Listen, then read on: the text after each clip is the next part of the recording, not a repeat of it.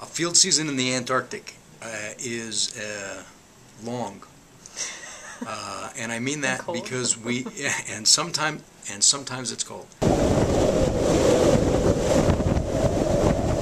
It's a long season. It begins in early October and extends through the end of March. We have 2 field camps that we staff with biologists to look at both seals and penguins at 2 locations, and they go in early in the season before the animals show up, and that tends to be early October, and they stay through the times that the babies are ready to fledge or to wean or post-weaning in March.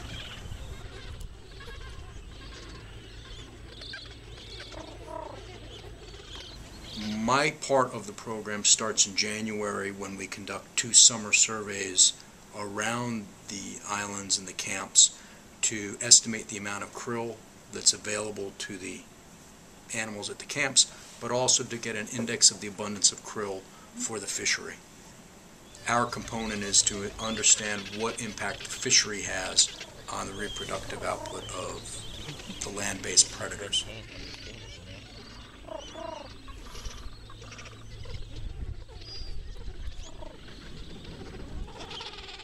And a lot of people are talking about global warming and the impact on the peninsula. Is this something that your data set is picking up on?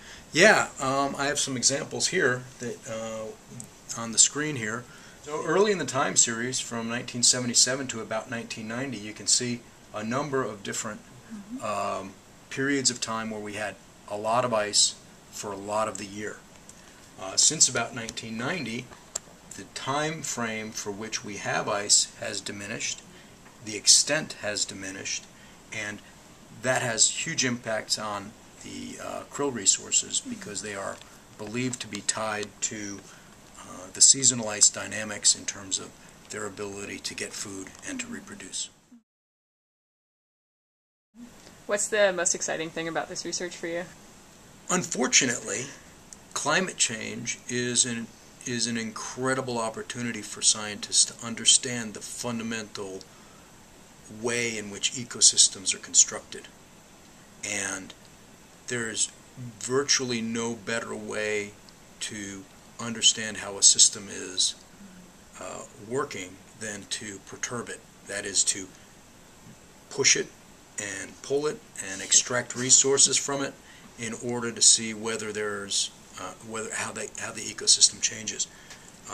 It's a great natural experiment that has huge implications for the planet, and the changes that we see there are exciting to document from a scientific perspective in gaining understanding, but every year to see the changes that exist and to see how things have changed in individual lifetimes, from areas that were covered in ice and glaciers to being open water, for areas that had one species of penguin that have been replaced entirely by other species of penguins.